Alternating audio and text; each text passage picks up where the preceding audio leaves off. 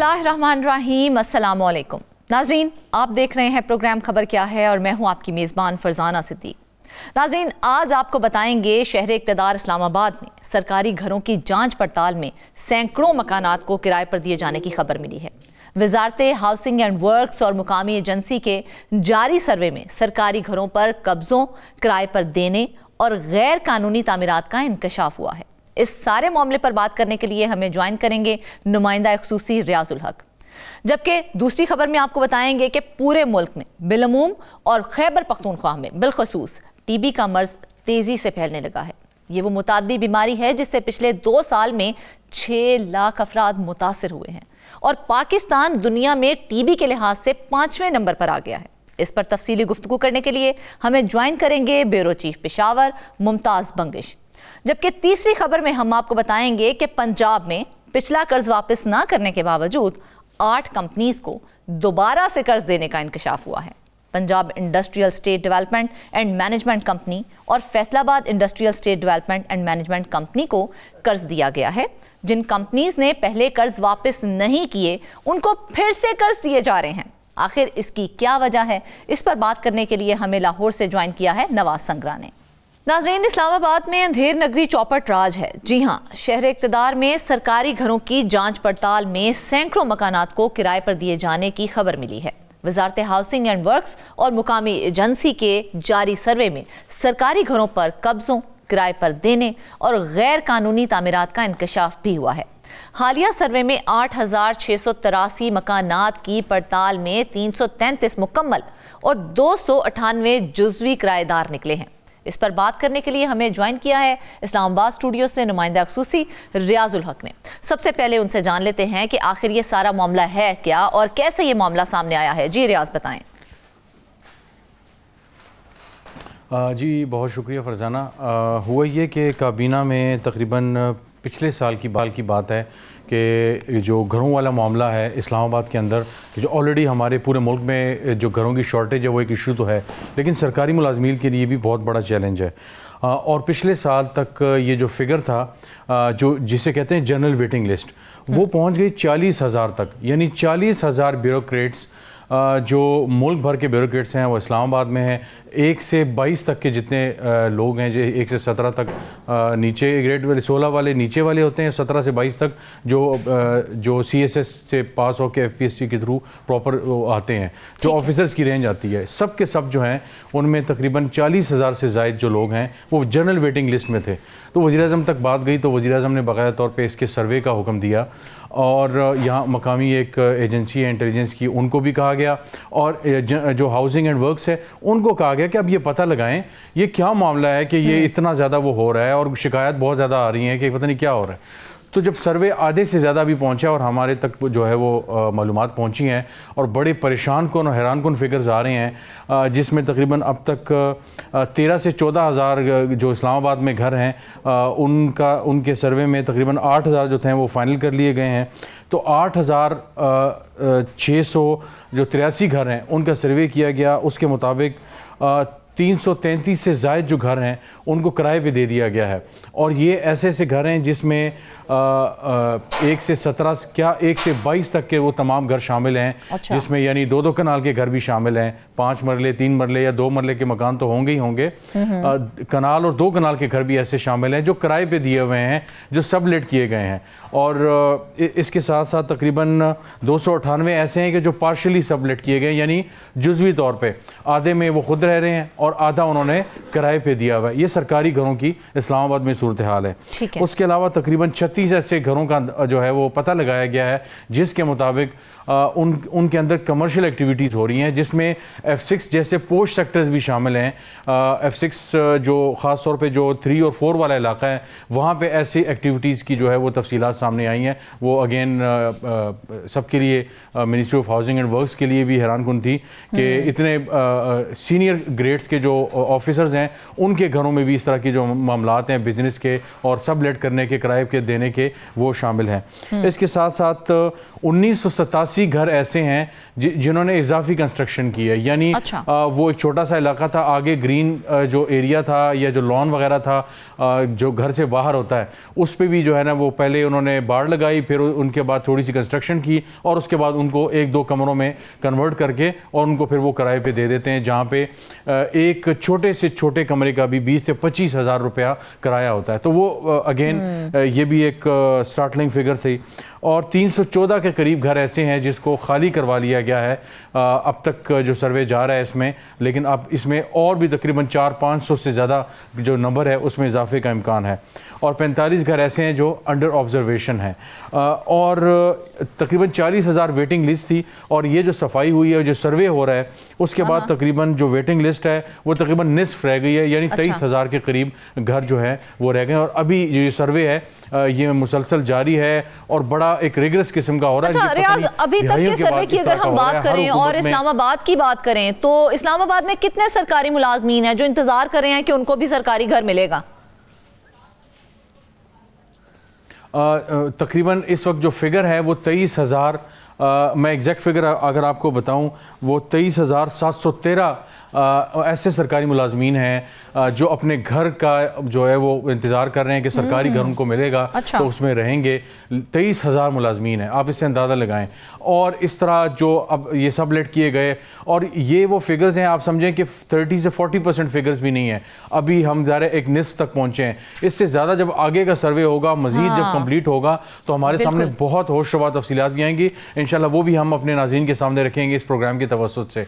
तो अब ये कितनी बदकिस्मती की बात है कि हाउसिंग एंड वर्क्स पे हमेशा ये इल्ज़ाम आता रहा है कि जनाब वो लोगों को घर जारी नहीं करते, सियासी दबाव बहुत ज़्यादा होते हैं और बहुत सी चीज़ें होती हैं। लेकिन अब अगर हालत देखी जाए कि जिन सरकारी मुलाजमीन को ये घर दिए गए, कई ऐसे घर हैं इसमें शामिल हैं, आप हैरान होंगे ये जानकर फरजाना, कि जो F6 में, G6 में, G7 में जो ज़रा पार्लियामेंट के और रेड जोन के करीब वाले जो सेक्टर समझे जाते हैं, उनके इदारे घरों के किराए भी बहुत ज़्यादा होते हैं, वो उन्होंने उस घर को पार्शली यानी जुज़वी तौर पे या पूरा जो है वो सबलेट कर दिया, किराए पे दे दिया और G10, 11 जाकर 10, 12, 20 किलोमीटर दूर जाके रह लिया और सस्ते घर में, और यहाँ पे 80, 90 हज़ार, 70 हज़ार, 60 हज़ार पे किराए पे घर दे दिया, 20 हज़ार पे जाके रह लिए, 50 हज़ार, 40 हज़ार रुपये बचा लिया। इस तरह की जो है ये सरकारी मुलाजमीन इस तरह की जो है वो हरकतें कर रहे हैं और इसमें अगेन 1 से 22 तक के जो लोग भी शामिल हैं और बहुत से लोगों का डेटा इकट्ठा कर लिया गया है। सवाल तो यहाँ ये पैदा होता है ना कि क्या सरकारी जो घर हैं उन पर कब्जा करना इतना आसान है या फिर उन पर तामीरात करनी इतनी आसान है,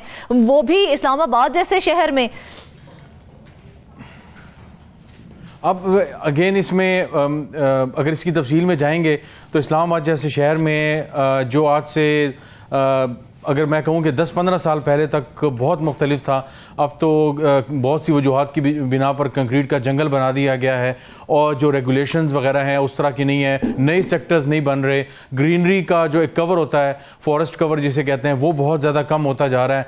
तो उसमें जो CDA का जो असल काम होना था या किसी हद तक पिछले एतवार थे ministry of housing and works के, उसमें ज़रूर उन पर यह इल्ज़ाम आता है कि एक अरसे तक इन चीज़ों को नहीं देखा गया। अब जो मैनेजमेंट आई है वो चीज़ों को बेहतर करने की कोशिश कर रही है, लेकिन ज़ाहिर दिहाइयों का जो सारा कुछ था, ये गंद था, उसको साफ करने में वक्त लगेगा। लेकिन ये अब आपकी बात इस्लामाबाद से जब आप दूर बैठे सवालिया निशान नहीं बनता शहर इक़्तिदार, और वहां पर ये तमाम मामलात अगर होंगे तो फिर देखा जाए, हमने तो यही देखा है यहाँ पर सबसे ज्यादा चेक एंड बैलेंस होता है, तो कहाँ गया वो चेक एंड बैलेंस? फिर मैं अभी यही बात मुकम्मल कर रहा था कि इस्लामाबाद से दूर हों तो समझते हैं कि पता नहीं इस्लामाबाद शहर इक़्तिदार है तो पता नहीं यहाँ पे किस तरह की पॉलिसीज़ और क्या कुछ होंगी। बहुत कुछ बदल गया यहाँ पे। ब्यूरोक्रेसी में ऐसी काली भेड़ें शामिल हैं जिन्होंने इस तरह के सर्विस को होने नहीं दिया, और इस तरह के जो किराए पे घर हैं या उनकी जो एक्सटेंडेड जो इंक्रोचमेंट करके कंस्ट्रक्शन की गई है, इस तरह के सर्विस को रोकने की कोशिश की गई। तो पिछले साल बाकायदा अब इसकी मंजूरी दी, आगे ये बड़ी जो है वो जांफिशानी के साथ जो ऑफिसर्स हैं इस वक्त ministry of housing and works में वो इस पर काम कर रहे हैं। लेकिन मसला ये है कि सिर्फ एक सर्वे से काम नहीं चलेगा, बल्कि इस सर्वे के बाद जब ये रिपोर्ट प्राइम मिनिस्टर को पहुंचाई जाएगी, क्योंकि जाहिर है वज़ीर-ए-आज़म ऑफिस की तरफ से, कैबिनेट की तरफ से ये कहा गया था कि इस सर्वे का बाकायदा तौर पे ये डिटेल जो है ये काबीना के साथ शेयर होंगी।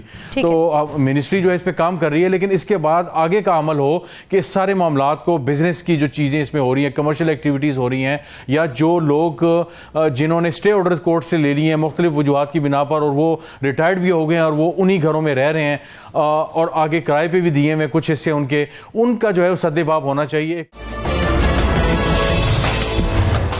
तो हमारी इत्तलात के मुताबिक तो ये बात सामने आई है कि सैकड़ों रिहायशी घरों को किराए पर दिया हुआ है। बिल्कुल ऐसे ही है, सैकड़ों जो है वो घरों को दिया हुआ है, और जिसमें पार्शली भी हैं और जिसमें मुकम्मल तौर पे भी दिया हुआ है। जैसे मैंने कहा कि पूरे पूरे घर जो हैं वो इन्होंने सबलेट किए हुए हैं, किराए पे दे दिए हैं, और उसके बाद वो दूर कहीं शिफ्ट हो गए कम किराए वाले घरों में कहीं रहकर, सरकार वाली रिहाइश छोड़कर। और जस्ट बिकॉज के आपको जो है वो चंद हज़ार पैसे मिल जाएंगे, आपने सरकार के दिए हुए अमानत के साथ खयानत की है और आप उसको जो है वो एंजॉय कर रहे हैं। और जैसे मैंने कहा कि इसमें बड़े बड़े नाम शामिल हैं, उनकी नाम की तफसीलात तो ज़ाहिर वजारत ही जारी करेगी, जिसमें सहाफ़ी भी शामिल हैं, जिसमें सियासतदान शामिल हैं, ब्यूरोक्रेट शामिल हैं, जो इस सारे अमल को अलाउ करते रहे, होते रहे हैं। उनकी कॉल्स आती रही हैं वजारत को, वजीर हाउसिंग एंड वर्क्स को, कि ये घर इनको अलॉट कर दिया जाए। आउट ऑफ टर्न लोगों को घर अलॉट होते हैं और जो बेचारे वेटिंग लिस्ट में वो इंतजार कर रहे होते हैं। तो ये ज़ाहिर है एक हक तलफी भी है, सरकार के जो आपके पास अमानत है उसका गलत इस्तेमाल भी है, अनएथिकल भी है, इलीगल भी है, और ये बददियानती भी है। अच्छा, बिल्कुल ऐसा ही है। रियाज, एक और बात ये बताइए कि हुकाम की जानिब से अब तक क्या कार्रवाई की गई है? क्या कोई रिकवरी सामने आई है? कितने घर खाली करा लिए गए हैं जो किराए पे दिए गए थे? इसमें जो फिगर्स हैं उस पे तो हुकूमत जो है वो मुसलसल कोशिश कर रही है कि ये जो फिगर्स आए थे इसको जो है वो तकरीबन अब तक जो तकरीबन, जैसे मैंने शुरू में कहा कि 333 के करीब ऐसे थे जो मुकम्मल घर थे, वो सब के सब किराए पे लगे हुए, और इस्लाम जो जुज़वी तौर पे थे वो भी तकरीबन 298 यानी 300 के बराबर हैं। तो अब तक 314 के करीब ऐसे हैं, यानी तकरीबन 600 का अगर फिगर है तो 314 उसमें जो है वो खाली करवा लिए गए हैं। और बाकी कई ऐसे घर हैं, कई ऐसे लोग हैं जो अदालतों में भी चले गए हैं। कुछ लोगों ने अपनी मजबूरियों का जिक्र कर दिया गया, कुछ को टाइम दे दिया गया, कुछ को 45 के करीब जो है वो अंडर ऑब्जर्वेशन भी हैं। उनको मुख्तलिफ हवालों से देखा जाएगा कि क्या वो आइंदा इस तरह की कार्रवाई की जाएगी, क्योंकि देखा जाए तो घर तो उन्हीं को अलॉट होते हैं ना जो बड़े अफसर होते हैं। तो इन बड़े अफसरों के खिलाफ क्या कार्रवाई की जाएगी, किस तरह से निपटा जाएगा इनसे? इसमें 1 से लेकर 22 ग्रेड तक के तमाम लोग शामिल हैं, जिससे टाइप A, B, C जो है वो E, F इस तरह के घर शामिल होते हैं, मुख्तलिफ कैटेगरी के होते हैं, ग्रेड वाइज आपको मिलते हैं। तो इसमें ज़रा छोटे बड़े सब शामिल हैं। बहुत सी जगहों पे ऐसे हुआ है कि बड़े लोगों की आशीर्वाद से भी हुआ है। तो अब वजारत एक मैकेनिज्म पूरा तैयार कर रही है कि आइंदा से जब घरों की इस तरह की वायलेशंस उसमें आएंगी तो उसको लेकर हमने ना सिर्फ ये करना है कि इस तरह के जो लोग पाए जाते हैं उनके खिलाफ तादीबी कार्रवाई भी होगी, उनके जो जहाँ से आए हैं, जिस इदारे में वजारत में काम करते हैं, चाहे वो ऑटोनमस है, चाहे वो किसी वजारत का डिवीज़न वगैरह है, तो उसके अंदर उनके जो सेक्रेटरीज वगैरह हैं उनको भी आगाह किया जाएगा। डिसिप्लिनरी जो एक्शन है उसके हवाले से बात की जाएगी। और कुछ जगहों पर यह भी बात चल रही है कि उनकी जो पर्सनल फाइल है उनके अंदर भी इस तरह की चीज़ों को डाला जाए, तो जो ऑफिसर्स हैं उनके लिए ये डिटरेंट के तौर पर काम करें कि हम इस तरह की कोई चीज़ आंधा ना करें जो हमारे करियर पे धब्बा बन सके और हमारे लिए बदनामी का बाइस बने। तो ये सारी चीज़ें अंडर कंसिडरेशन है और वजारत इन चीज़ों को निपटाने की कोशिश कर रही है, और शायद ये बहुत अरसे बाद है। क्या रियाज, मुस्तकबिल में ऐसे इक़दाम को रोकने के लिए क्या करने जा रही है हुकूमत, और हुकूमत के कौन से इक़दाम हैं जो उसे करने चाहिए जिससे कम से कम शहरी इक़्तिदार तो महफूज हो? जैसा मैंने कहा कि ये 4-5 जो चीज़ें हमने अभी डिस्कस की कि मिसाल के तौर पर उनके खिलाफ तादीबी कार्रवाई हो सकती है, उनके खिलाफ जो जिसे डिसिप्लिनरी एक्शन कहा जाता है वो हो, और उनकी पर्सनल फाइल में इस तरह की चीज़ें डाली जाएं। फिर उसके अलावा इस तरह के घर उनको अलॉट होते हैं, वो वायलेशंस में जो है वो पाया जाता है उनको किस तरह की वायलेशन थी, उसके बाद उनको वार्निंग भी दी जाए और उनको बाकायदा तौर पर आइंदा इस तरह के घरों की जो अलॉटमेंट है उसके हवाले से भी कुछ बार्स वगैरह कुछ शराइत रखी जाएंगी तो उस तरह जो ग्रेड 1 से 22 तक की जितने लोग हैं जिन्होंने ना सिर्फ किराए पे इन घरों को दिया हुआ है, कमर्शियली जो है अलाउ किया हुआ है, इन सब चीज़ों को जो है वो रोका जाएगा। और इसके लिए जैसे मैंने कहा कि अभी हम कोशिश करेंगे कि अगला हमारा प्रोग्राम हो चंद हफ्तों में तो मजीद तफसीलात हम सामने लाएं कि वजारत इसके लिए ओवरऑल क्या TORs बना रही है उन चीज़ों को देखते हुए, ताकि मजीद जो है से भी हम डिस्कस करेंगे कि क्या कुछ करना चाहिए। लेकिन देखा जाए तो बड़ा ही गंभीर मामला है। सरकारी रिहाइशगाहें जिन्हें किराए पर दिया जा रहा है उनमें कमर्शियल एक्टिविटीज हो रही हैं, सबको होश करनी चाहिए। नाज़रीन, खबर यह है कि पूरे मुल्क में बिलअमूम और खैबर पख्तूनख्वा में बिलखसूस TB का मर्ज तेजी से फैलने लगा है। ये वो मुतादी बीमारी है जिससे पिछले 2 साल में 6 लाख अफराद मुतासर हुए हैं और पाकिस्तान दुनिया में TB के लिहाज से 5वें नंबर पर आ गया है। ये तादाद बढ़ती ही चली जा रही है और खैबर पख्तूनख्वा में TB से मुतल्लिक आगही न होने के बराबर है। अक्सर औकात जब इस बीमारी की ज्यादा अरसे तक तशखीस नहीं होती तो ये जानलेवा हो जाती है। करोड़ों और अरबों रुपए के गैर मुल्की फंड्स आते हैं, लेकिन मुस्तकिल प्रोग्राम्स न होने के बावजूद इस मर्ज से कई अशरों में भी छुटकारा नहीं मिल सका है। ज्यादातर खवातीन और बच्चे इस बीमारी का निशाना बन रहे हैं। इस बारे में हमारे ब्यूरो चीफ मुमताज बंगिश ने काफी काम किया है, उनसे इस बारे में मजीद तफसील लेते हैं। अच्छा मुमताज, सबसे पहले तो ये बताएं हमें कि पाकिस्तान में TB के मरीजों की कुल तादाद कितनी है और खैबर पख्तूनख्वा की बात की जाए तो उसमें मर्ज की शिद्दत क्या है? शुक्रिया फरजाना। असल में TB का जो मर्ज़ है, हमारी बदकिस्मती ये है कि सालों साल से बल्कि कई दहाइयों से इस पे हम काम करते आ रहे हैं, लेकिन मसला ये है कि ये अभी तक इस मर्ज़ का खात्मा नहीं हो सका। कई एक ममालिक ऐसे हैं कि जहाँ लोग TB को पहचानते तक नहीं है, लेकिन पाकिस्तान वो बदकिस्मत मुल्क है जहाँ कई दहाइयों से इस पर काम जारी है, कई प्रोग्राम चले हैं, लेकिन ताहाल TB का मर्ज़ मौजूद है। और आपने तादाद की बात की तो एक अलमिया तो यहाँ ये भी है कि यहाँ रजिस्टर्ड मरीजों की जो तादाद है उसकी असल तादाद जो है वो इससे कई गुना ज्यादा है। अच्छा। पाकिस्तान में हर साल 7 लाख के करीब TB के मरीज सामने आते हैं एक अंदाजे के मुताबिक, लेकिन 7 लाख में से सिर्फ निसफ ऐसे मरीज हैं कि जो रिपोर्ट हो जाते हैं और वो रजिस्टर्ड हो जाते हैं। खैबर पख्तूनख्वा की जहाँ हालत है वो ये है कि सालाना सिर्फ 50,000 केस जो हैं वो रजिस्टर्ड दिखाए जाते हैं। एक अंदाजे के मुताबिक यहाँ जो TB के मरीजों की तादाद है वो 90,000 है, लेकिन अगर दीही आबादी को देखा जाए तो ये तादाद इससे भी ज़्यादा हो सकती है, जिसके बारे में किसी को कोई इल्म नहीं, क्योंकि अक्सर मरीज़ ऐसे हैं कि जो बग़ैर किसी तशख़ीस के इधर उधर फिर रहे होते हैं, लेकिन किसी को पता नहीं होता कि ये TB का मरीज़ है और ये किस किस्म का इलाज कर रहा है। और पिछले 2 साल में TB से 6 लाख अफराद जो है मुतासर हुए हैं। ये वो तादाद है कि जो रजिस्टर्ड है। बच्चों समेत मुल्क में तकरीबन 22 लाख अफराद जो हैं इस वक्त जो इस वक्त मौजूद हैं वो TB के मरीज़ हैं। और यहाँ मैं ये बात भी फरजाना बताता चलूँ कि दुनिया भर में TB के जितने मरीज़ हैं उसमें 61% जो मरीजों का जिम्मेदार है वो पाकिस्तान ही है। अच्छा। यानी 61% मरीज उसके पाकिस्तान में पाए जाते हैं और ये बोझ पाकिस्तान ही उठा रहा है। और TB के लिहाज से पाकिस्तान दुनिया में 5वें नंबर पर है। यहाँ लेकिन रियाज गैर मुल्की फंड्स भी आ रहे हैं और मुस्तकिल प्रोग्राम्स भी इस हवाले से मुरतब किए जाते हैं, तो क्या वजह है कि रोज बरोज इन में इजाफा ही होता चला जा रहा है TB के केसेस में? बिल्कुल फरजाना, इसकी वजूहात तो बहुत सारी हैं। चूँकि यहाँ पे अक्सर जो इलाके हैं वो नाकिस हवादार है, मतलब हवादार नहीं होते, गुंजान आबादी वाले इलाके हैं, वहाँ पे ये मर्ज़ बहुत ज़्यादा है। सेहत की सहूलियात का फुकदान है। इसके अलावा TB से मुतालिक आगाही ना होने के बराबर है। और जो सबसे बढ़कर एक मसला है वो ये है कि जब क्लिनिक में कोई मरीज़ चला जाता है तो जो स्पेशलिस्ट डॉक्टर होता है तो वो उसको तरह तरह के टेस्ट लिख देता है, उसको एंटीबायोटिक्स लिख देता है, उसको मुख्तलिफ किस्म की अद्वियात तजवीज़ करता है, लेकिन वो पहले मरहले में उससे ये नहीं कहता कि सबसे पहले वो TB का टेस्ट करवाए और TB के टेस्ट के बाद ही उसका बाकी इलाज किया जाएगा। इसकी वजह ये होती है कि वो मरीज जो है 2-3 दफ़ा उसकी क्लिनिक चक्कर लगाता है तो उसकी फ़ीस भी खरी हो जाती है और उसके अलावा जो अद्वियात हैं वो भी उसको मिल जाते हैं। वो और बात है कि उसकी तशख़ीस जो है वो चंद माह बाद फिर उस वक्त हो जाती है जब वो या तो इब्तिदाई स्टेज के आखिरी मरहले में होता है या फिर दूसरे या तीसरे मरहले में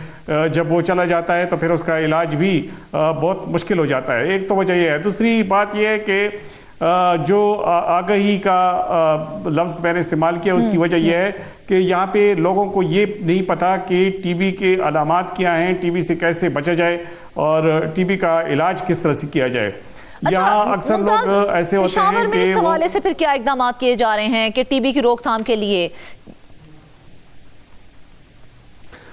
जी बिल्कुल, पेशावर में तो इकदाम किए गए हैं। मिसाल के तौर पर अभी जो है कुछ अर्सा पहले मोबाइल वैन्स का एहतमाम किया गया और ये दावा किया गया कि 1.5 लाख से ज़ायद केसेस जो हैं मोबाइल वैन के ज़रिए उनकी तशख़ीस की गई।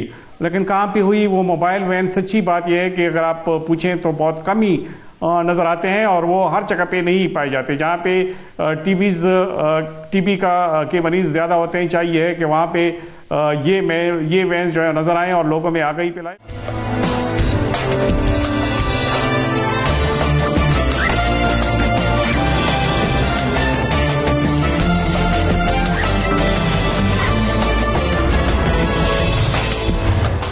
अच्छा मुमताज, हमारे मुताबिक जैसा कि मैंने अभी जिक्र भी किया था कि अच्छी खासी फंडिंग होती है इसके सदेबाब के लिए, तो अब अगर हम बात करें तो फंडिंग की क्या सूरत हाल है?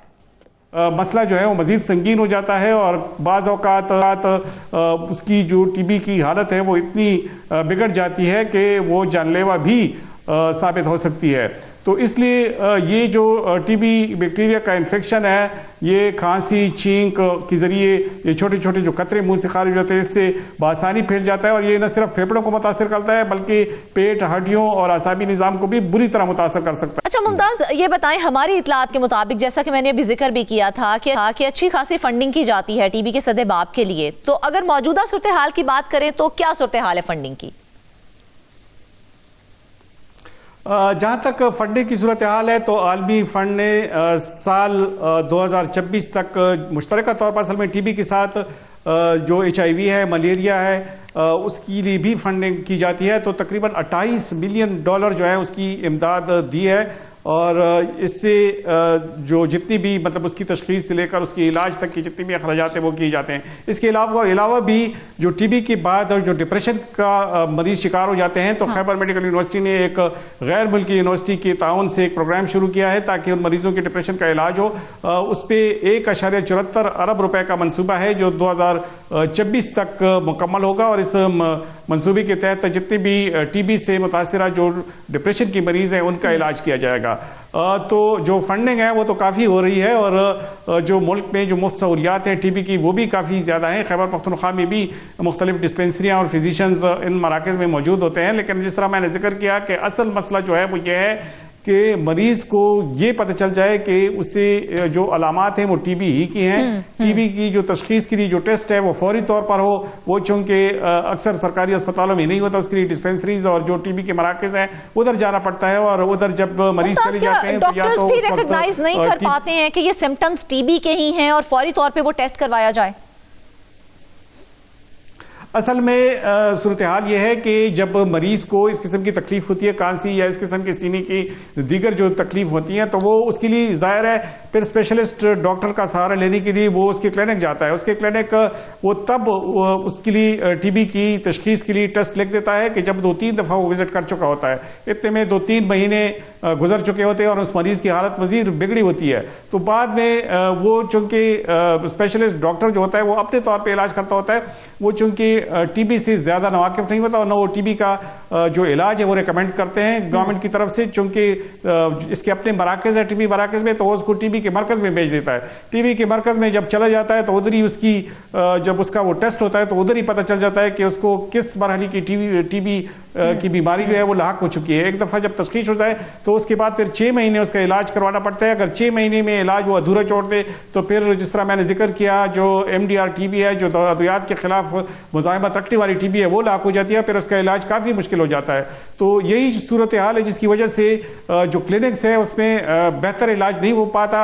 टीबी के मराकज़ ही हैं जो पूरे मुल्क में हैं, खैबर पख्तूनख्वा में भी मुख्तलिफ इलाकों पे, खुसूसन उन इलाकों में जहाँ पे टीबी का मरज़ ज़्यादा है वहाँ पे मौजूद है। लेकिन जो असला मसला है वो तशखीस का है। बर वक्त तशखीस न होने से काफ़ी मरीजों की हालत बेहतर ख़राब होती जा रही है। बिल्कुल ऐसे। मुमताज, हमने सुना था कि टीबी जो है वो गरीबों का मर्ज है, तो क्या अब भी ऐसी सूरत हाल है कि ये मर्ज जो है वो गरीबों को ही लाहिक होता है? कुछ अर्सा पहले तक तो ये बात सही थी, लेकिन अब ये गरीबों का मर्ज नहीं रहा। अब ये उन इलाकों में भी हैं जो पोश इलाके हैं, अब ये उन इलाकों में भी हैं जो शहर के मुख्तलिफ इलाके हैं। और मसला ये है कि इस बीमारी की जो ट्रांसमिशन है, जो एक से दूसरी तक लगने की शरह है, वो भी बहुत ज्यादा है, क्योंकि अवेयरनेस है ही नहीं। लोग तो अब ये समझने लगे हैं कि जैसे टीबी का मर्ज जो है खैबर पख्तूनख्वा या पूरे पाकिस्तान में कहीं है नहीं है, और है भी तो बहुत कम है, लेकिन ऐसा नहीं है। टीबी का मर्ज जो है, जो ज्यादा खांसता है 2-3 महीने तक, जो जिनको खांसी होती है, या इसके अलावा जो वजन उसका कम हो जाता है, पसीना आता है रात को, या भूख नहीं लगती, या गर्दन में सोजन होता है, या तकन होता है, या ये सब टीबी की मर्ज की अलामात हैं। इन अलामात के साथ जो मरीज होता है, ये दूसरे लोगों को भी पता चल जाता है कि इस मरीज में ये अलामात हैं, तो वो खुद को बचा सकते हैं। इसमें पहले तो ये होता था कि माजी में लोग बर्तन तक अलग कर देते थे और स्टिग्मेटाइजेशन हो जाती थी, लेकिन आजकल जो नई रिसर्च है उससे साबित हो गया है कि नहीं, बर्तन में पीने से, इस किस्म के उससे कोई ये बीमारी लाक नहीं होती, सिवाय एक जरिया है, और वो ये है कि किसी की खांसने से या छींकने से, जो छींटे हैं वो शख्स भी पड़ती है, या वो इनहेल करता है, सांस के जरिए वो खींचता है, तो उससे वो टीबी जो है एक से दूसरे तक मुंतकिल हो जाती है।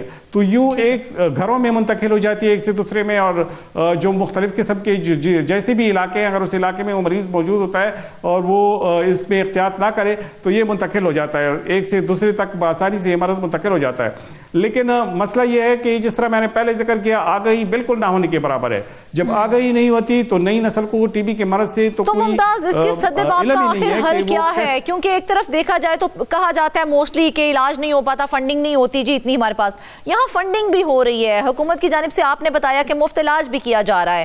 फिर मजीद ऐसे कौन से इकदाम हैं जो करने चाहिए ताकि इस मर्ज को रोका जा सके? सबसे पहला हल जो इसका है वो ये है कि आगाही होनी चाहिए। जितने भी लोग हैं, कोई मीडिया के जरिए, सोशल मीडिया के जरिए कोई ऐसी आगाही का प्रोग्राम हो कि हर बंदे को पता चल जाए कि टीबी की अलामात क्या है। हाँ। दूसरी बात यह है कि जो बड़े हॉस्पिटल्स हैं या जो क्लिनिक्स हैं उसमें इस किस्म के मरीज आए तो सबसे पहले टीबी का टेस्ट करवाया जाए। टीबी की टेस्ट पर कोई पैसे नहीं लगते, उनको डिस्पेंसरी भेजा जाए, उधर से वो टेस्ट करवा ले। उसके बाद अगर उसी टीबी नहीं है तो दीगर इलाज उसके क्लिनिक में भी उसका जारी रखा जा सकता है। लेकिन अगर उसी टीबी है तो ये क्लिनिक में जो 1 महीना या 2 महीने ज़ाया होने से वो उसके बच जाएंगे और वो फौरी तौर पर जो टीबी का मरकज है उधर से इलाज शुरू कर देगा। दूसरी बात जो सबसे बड़ी बात है वो ये है कि जो बड़े अस्पताल हैं वहां पे भी ये सहूलत मुहैया की जाए कि जो टीबी की टेस्ट का जो टेस्ट है वो हर अस्पताल और हर क्लिनिक में मुफ्त किया जाए। तो उससे ये होगा कि कम से कम जो नए मरीज आते हैं वो उनकी बर वक्त तशखीस हो सकी है। लेकिन ये बात तो दुरुस्त है कि इनका मुफ्त इलाज भी होता है, मतलब मर्ज की तशखीस के लिए भी कोई बेहतर सूरत हाल नहीं है, लैब्स की भी कमी है शायद इस हवाले से।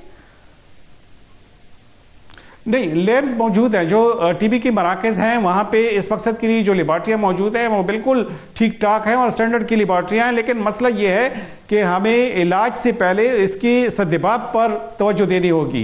अब एक दफा एक मरीज उसको टीबी लाक हो जाए तो उसका इलाज तो शुरू हो जाता है, वो तो कोई मसला नहीं है। उससे अगर और लोगों को मुंतकिल हो जाता है तो वो एक काबिल तशवीश बात है। लेकिन क्यों ना हुकूमत कोई ऐसा अमल अपनाए कि इस मरज की रोकथाम के लिए कोशिश की जाए और मतलब ये बीमारी जो है वो लाहक होने से पहले ही इसको रोका जाए। इस किस्म के इकदाम बिल्कुल ना होने के बराबर हैं। किसी को टीबी के बारे में इब्तिदाई तौर पर कोई कुछ पता नहीं है, किसी को टीबी का मर्ज लाहक हो जाता है तो उसे पता नहीं है। तो यहाँ पे प्रिवेंशन की साइड पर यहाँ पे कोई किसी किस्म के इकदाम नहीं हो रहे हैं, न हुकूमती सतह पे हो रहे हैं, न आवाम की सतह पे कोई आगाही मौजूद है और न हॉस्पिटल की सतह पे कोई इस किस्म का कोई प्रोग्राम मौजूद है। जो टीबी प्रोग्राम मौजूद भी हैं कम से कम उनको भी जवाबदेह होना चाहिए कि उनसे ये पूछा जाए कि आपको लगता है कि इसकी आगाही के लिए कोई ऐसी वर्कशॉप्स का इनेकाद करना चाहिए ताकि लोगों को इस मामले में बताया जा सके कि ये कितना गंभीर मामला है? फरजाना, जिस तरह आपने जिक्र किया कि ये गरीबों की बीमारी है तो वर्कशॉप्स जो है उसमें गरीब नहीं आते, उसमें आम लोग नहीं आते। वर्कशॉप्स इसका हल बिल्कुल नहीं है, सिर्फ फंड्स का ज़िया है। इसका वाहिद हल यह है कि हॉस्पिटल्स की सतह पे, कम्युनिटी की सतह पे इस बीमारी के बारे में लोगों को बताया जाए कि इसकी अलामात क्या है, इससे कैसे बचा जा सकता है। इब्तिदाई तौर पर तो यह है कि इससे बचने के बारे में लोगों को बताया जाए, वो वर्कशॉप से मुमकिन नहीं है। और दूसरी जो इसकी आगाही है वो ये है कि जब एक बार आपको टीबी की अलामात इल्जामात आप में ज़ाहिर हो तो सबसे पहले किसी स्पेशलिस्ट के पास जाने से पहले या किसी बड़े अस्पताल में जाने से पहले चाहिए है कि वो शख्स अपने करीबी टीबी के मरकज में पहुंच जाए और वहां पे ये इलाज करे। बिल्कुल, देखा जाए मुमताज तो टीबी एक सीरियस सूरत हाल इख्तियार करता जा रहा है, ये मर्ज बढ़ता चला जा रहा है, इसकी रोकथाम बहुत जरूरी है। और ऐसा नहीं है कि हुकूमत की जानिब से कोई इसमें हेल्प आउट नहीं की जा रही, इसमें हेल्प भी की जा रही है, मुफ्त इलाज भी किया जा रहा है, फंडिंग भी प्रॉपर है, लेकिन मसला फिर वहीं पर आ रहा है कि आगही नहीं है। आगही ना होने की वजह से ये मर्ज बढ़ता ही चला जा रहा है, जिसकी रोकथाम अभी करनी बहुत जरूरी है। वापस आएंगे ब्रेक के बाद।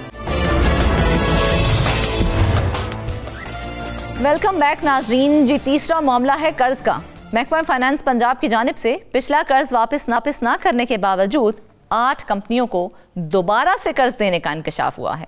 Punjab industrial state development and management company, Faisalabad industrial state development and management company के साथ लाहौर समेत 6 बड़े शहरों की वेस्ट मैनेजमेंट कंपनीज ने पिछले कर्जे वापस नहीं किए, मगर फाइनेंस डिपार्टमेंट की जानिब से उनको दोबारा कर्जा जारी कर दिया गया है। इसके साथ साथ सरकारी दफातर के लिए किराए पर ली गई इमारतों के लिए भी इजाफी रकम जारी की गई है। इस पर मजीद बात करें, हमारे साथ लाहौर स्टूडियो से मौजूद हैं नवाज संगरा। नवाज, कौन दरिया दिल लोग हैं जो कर्ज पर कर्ज दिए जा रहे हैं, पहले तो ये बताएं हमें। देखें, ये फाइनेंस डिपार्टमेंट की जानिब से जो है ये कर्ज दिए गए हैं और अहम बात यह है कि जब रूल्स मौजूद हैं जिनमें ये बात वाज़ेह तौर पर लिखी गई है कि जब किसी कंपनी को कर्ज देना है तो उससे पहले जो पिछला कर्ज उसको दिया हुआ है वो वापस होना चाहिए। बिल्कुल। लेकिन जो 2 इंडस्ट्रियल डेवलपमेंट मैनेजमेंट कंपनीज हैं, उसके साथ साथ 6 शहरों की जो वेस्ट मैनेजमेंट कंपनी हैं, उनकी जानिब से ना तो पिछला जो कर्ज था वो वापस किया गया और उसके बावजूद जो फाइनेंस डिपार्टमेंट है उसकी जानिब से उनको नया कर्ज जो है वो जारी किया गया। जो 2 बड़ी इंडस्ट्रियल स्टेट डेवलपमेंट मैनेजमेंट कंपनियां हैं, जिसमें एक पंजाब है और दूसरी जो है वो Faisalabad state development and management company है, इनको बारी जो है वो कर्ज दिया गया। हालांकि ये कंपनीज जो हैं इनका मोटिव जो है वो बहुत अच्छा है, इन्होंने पब्लिक प्राइवेट पार्टनरशिप के तहत जो है वो बिजनेस डेवलप करना है, मगर उसके बावजूद ये उस मकसद में जो है वो फलाप नज़र आती हैं। इन्होंने नौकरियां पैदा करनी है। इनको जब बनाया गया था तो मकसद ये था कि पंजाब में इंडस्ट्रियलाइजेशन करनी है।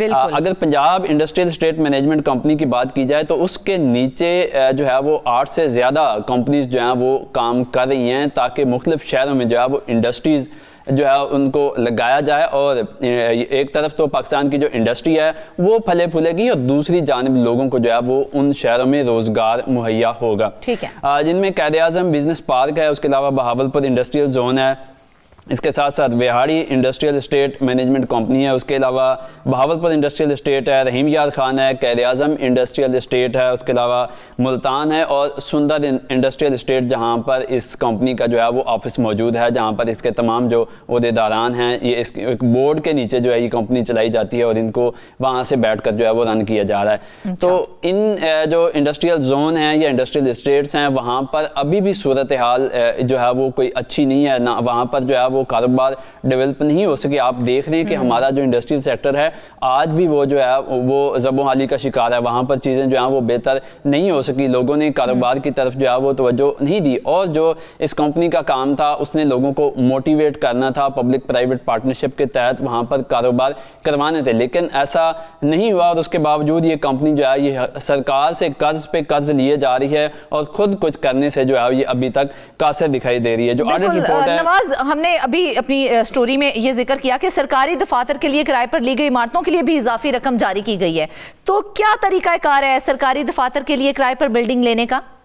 अच्छा, इसमें रूल्स जो है वो मौजूद है, Punjab delegation of pass rules 2017, जिसके मुताबिक अगर किसी अकोमोडेशन के लिए ज़रूरत होती है किसी सरकारी अफसर को अकोमोडेशन की, तो उसमें सबसे पहले जो उसका स्केल है उसको मद्देनज़र रखा जाता है कि क्या वो जो अकोमोडेशन ले रहा है, जो घर ले रहा है या जो बिल्डिंग ले रहा है उसके स्केल के मुताबिक है या उसका स्केल छोटा है और वो बड़े स्केल के लिए जो है वो किसी घर को हायर करना चाहता है और इजाफी पैसे जो है वो डिमांड कर रहा है। दूसरी उसमें शर्त ये होती है कि अगर आपने किराया पर कोई बिल्डिंग लेनी है वो किसी सरकारी दफ्तर के लिए ही हो, तो उसमें सबसे पहले ये चीज़ मद्देनजर रखी जाती है कि जो एक्साइज एंड टैक्सेशन डिपार्टमेंट है उसकी जानिब से जो किराए का अंदाज़ा लगाया जाता है उससे ज़्यादा किराए पर आप बिल्डिंग नहीं ले सकते रेंट पर।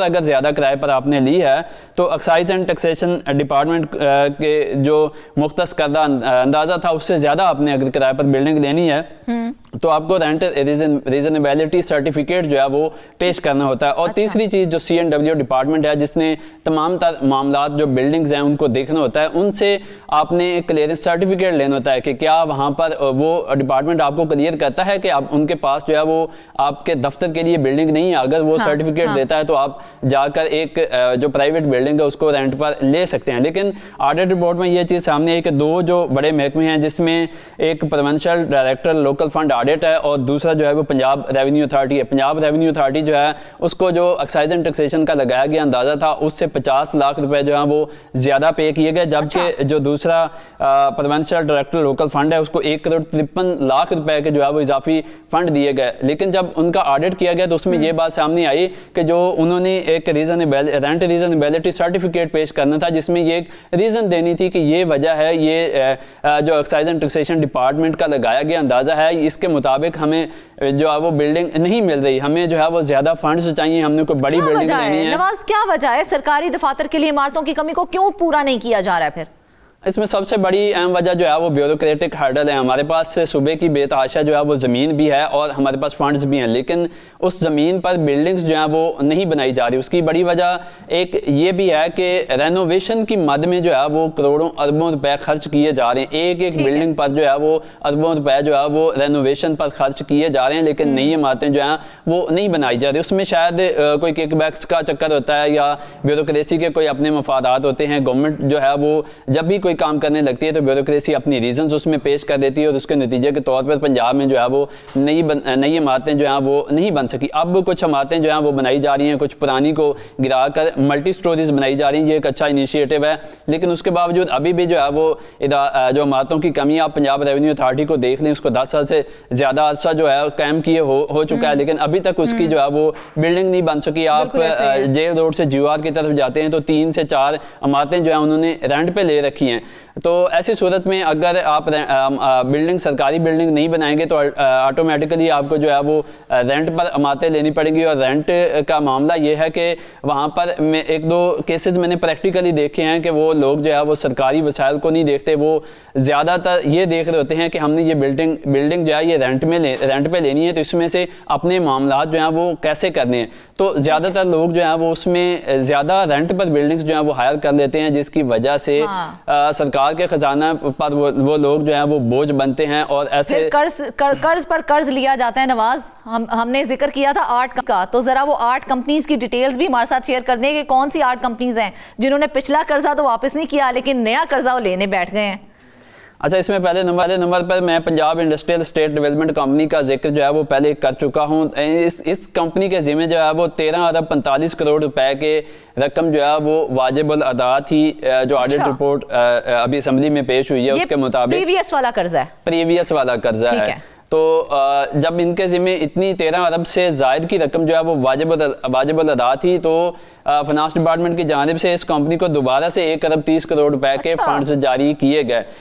होना यह था कि पहले वाली रकम जो है वो वापस करते, जो पहले वाला कर्ज उन्होंने लिया हुआ था उसके बाद उनको दोबारा जो है वो कर्जा दिया जाता, लेकिन उन लोगों ने जाके फाइनेंस डिपार्टमेंट इतना अमीर है कि वो कर्ज पे कर्ज दिए चला जा रहा है और पूछता भी नहीं है यार पिछला कर्जा कहाँ गया। देखिए, फाइनेंस डिपार्टमेंट के पास फंड्स की कमी नहीं है, इस बात में कोई दूसरी राय नहीं है, लेकिन सवाल ये है कि जब सरकार का बिजनेस है तो उसमें सरकार के बेनिफिट को मद्देनजर रखने चाहिए। इन कंपनी से ये पूछना चाहिए कि आपको वसाइल दिए हैं, आपको एक चीज एस्टैब्लिश करके दी है, आपको चाहिए वहां से फंड्स जनरेट करें और खुद अपना ऑटोनमस बॉडी है, खुद अपना बिजनेस करें। आप कर्ज लेने के लिए हमसे क्यों आते हैं? हाँ, एक चीज और कि अगर आपने कर्ज लिया भी है तो आपने क्या जो इंडस्ट्रियल जोन या इंडस्ट्रियल स्टेट्स हैं उनको एस्टैब्लिश किया, वहां पर आज बिजनेस हो रहा है कि पाकिस्तान ज़्यादा से ज़्यादा पंजाब के लोग जो हैं उनको वहाँ पर रोज़गार भी मिले और वहाँ पर ऐसे कारोबार हूँ कि मुख्तलिफ चीज़ें जो हैं वो पाकिस्तान से एक्सपोर्ट हूँ, जिससे मुल्क की नेशनल इकॉनमी को जो है ये फ़ायदा हो। एक बड़ा अच्छा इनिशिएटिव था, लेकिन इस पर बहुत ज़्यादा तमाम जो हुकूमतें हैं उन्होंने इस पर बहुत ज़्यादा तशहीर की कि हम एक बड़ा मनसूबा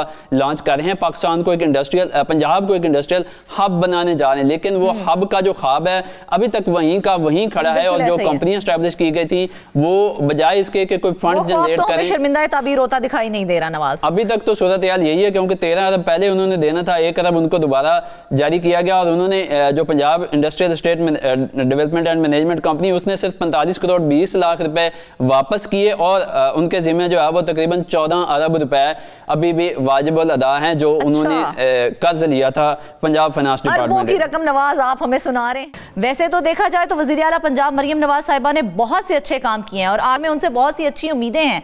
हम खास तौर पे उन्हें कहेंगे कि इस तरफ भी थोड़ा सा ध्यान दें और इन कंपनीज को थोड़ा सा जवाबदही के लिए तैयार करें कि भाई आपको जो कर्ज दिया गया है वो वापस करें, ताकि हम वो फलाही कामों पर इस्तेमाल करें। नाज़रीन, इसके साथ ही आज के प्रोग्राम से बस इतना ही। अपनी ढेर सारी दुआओं में हमें याद रखिएगा। इजाजत दीजिए, अल्लाह हाफिज।